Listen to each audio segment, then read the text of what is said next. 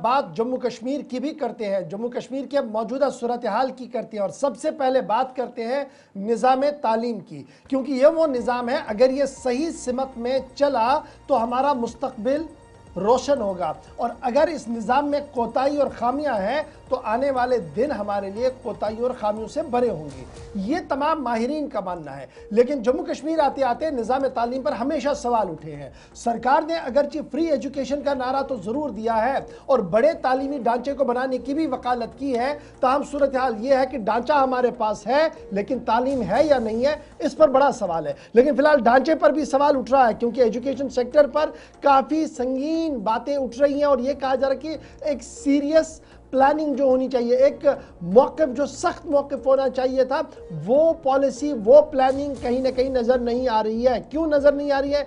क्योंकि इतलात और ख़बरों के मुताबिक 140 से ज़्यादा स्कूल ऐसे हैं पूरे जम्मू कश्मीर के अंदर जो फंक्शन कर रहे हैं ज़ीरो एनरोलमेंट पर। ज़ीरो एनरोलमेंट पर 140 से ज़्यादा स्कूल है। फिर इसी तरीके से 60 से ज़्यादा टीचर ऐसे हैं पोस्ट किए गए हैं उन स्कूलों के अंदर जहां पर कोई बच्चा ही नहीं है। अब निज़ाम तालीम पर सवाल उठेंगे ना, जिन स्कूलों के अंदर बच्चा ही नहीं है 60 से ज़्यादा उस्ताद वहां पर भी तैनात किए गए हैं। फिर यह भी इतलात और ख़बर है कि जम्मू कश्मीर के अंदर कुल मिलाकर 1300 स्कूल ऐसे हैं जहां पर सिर्फ एक ही उस्ताद है, यानी अगर 4 क्लासें पढ़ानी है let it be primary school तक तो एक ही उस्ताद लगाया है। अब ये कैसे चलेगा ये भी सवाल है। और इन तमाम हालात की वजह से तकरीबन 32,000 बच्चे जो हैं वो मुतासिर हो रहे हैं। क्यों मुतासिर हो रहे हैं? क्योंकि जनाब टीचर्स की कमी है हमारे पास। और फिर ये भी आगे खबर आ रही है कि 4,400 गवर्नमेंट स्कूल ऐसे हैं जो क्लोज कर दिए गए, बंद कर दिए गए। क्यों बंद कर दिए गए जी? यहाँ पर लो एनरोलमेंट था, यहाँ पर बच्चों की तादाद ही कम थी, बच्चे आ नहीं रहे थे, इसलिए बंद कर दिया गया है। यूएसआईडी का डाटा बड़े सवाल पेश करता है और बता रहा है कि रिसोर्स और मैनेजमेंट को लेकर जो बुनियादी काम करना था क्या वो हो रहा है। डिपार्टमेंट ऑफ एजुकेशन अभी इस पूरे मामले को देख रहा है, खंगाल रहा है, लेकिन सवाल तो यही पूछा जा रहा है आखिर कब इस हसास और बुनियादी मामले को बेहतर किया जाएगा। इस पर जरा मजीद गुफ्तगू करेंगे। हमारे साथ साबिक हायर एजुकेशन के सेक्रेटरी रह चुके हैं रशीद आजम इनकलाबी साहब, हमारे साथ ज्वाइन कर चुके हैं। इनकलाब साहब बहुत बहुत शुक्रिया ज्वाइन करने के लिए, चूँकि आपने अपनी तवील खिदमत इस महकमा तालीम के अंदर दी है और आप इन्स एंड आउट्स इसके जानते हैं। मैं जब फ्रेमवर्क की बात करता हूँ, गाइडलाइंस की बात करता हूँ तो पढ़ने में बहुत अच्छी लगती है, लेकिन जब ज़मीनी सूरत हाल पर इसका जायज़ा लिया जाता है तो पता लगता है कि जो सिविल सेक्रेटरीट और वुज़रा के कमरों में बैठकें होती हैं, पावर पॉइंट प्रेजेंटेशंस होती है और ज़मीन पर जो इम्प्लीमेंटेशन होती है इसमें आसमान ज़मीन का फ़र्क है। और यही वजह है कि हमारा निज़ाम तालीम सरकारी सतह पर न वो कारआमद साबित हो रहा है और ना ही वो उतना इफेक्टिव है कि वो मुकाबला कर पाए उस सेक्टर के साथ जो सिर्फ चंद साल पहले से यहाँ पर आया है।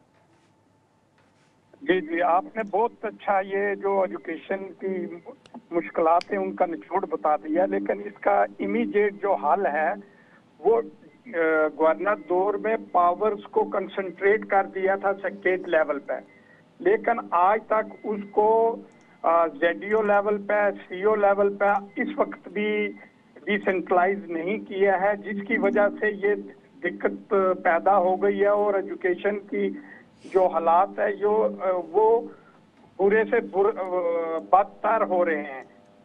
ये तो ओवरऑल स्कूलों की हालत है, लेकिन जो देहाती स्कूल हैं या बॉर्डर एरिया के स्कूल हैं, हाई स्कूल ख्वास है, वहाँ एक हेडमास्टर है, 2 टीचर हैं और 2 पीएन हैं। तो हाई स्कूल है और 500 से ज्यादा बच्चे हैं। आप बताएंगे कि इन हालात में वहाँ वो बच्चे क्या करेंगे? ये गरीबों के बच्चे हैं, लेकिन जो आला हुकाम हैं वो डिसेंट्रलाइज पावर करके पता नहीं उनको कौन गाइड कर रहा है।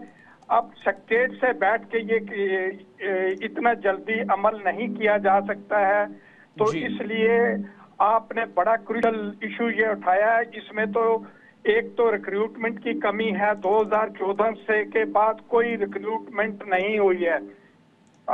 पढ़े लिखे बच्चे अवेलेबल हैं लेकिन स्कूल खाली हैं। जेडीओ किसी जगह टीचर को देना चाहता है लेकिन उसके पास पावर नहीं है, सीईओ ट्रांसफर करना चाहता है लेकिन उसको परमिशन नहीं मिल रही है, डायरेक्टर देना चाहता है लेकिन उसको सेक्रेटरी से परमिशन नहीं मिल रही है। ये स्कूल का तालीम है जो वो है, ये सिस्टम है, इसमें डे टू डे अटेंशन देनी पड़ती है। अगर आज मैथ का टीचर रिटायर हो जाता है तो फौरी वहां पे मैथ का टीचर देना चाहिए। अगर ऐसा हम नहीं करेंगे तो आने वाली जो नस्ल है हमारी, उनकी जड़ों को हम तेल लगा रहे हैं।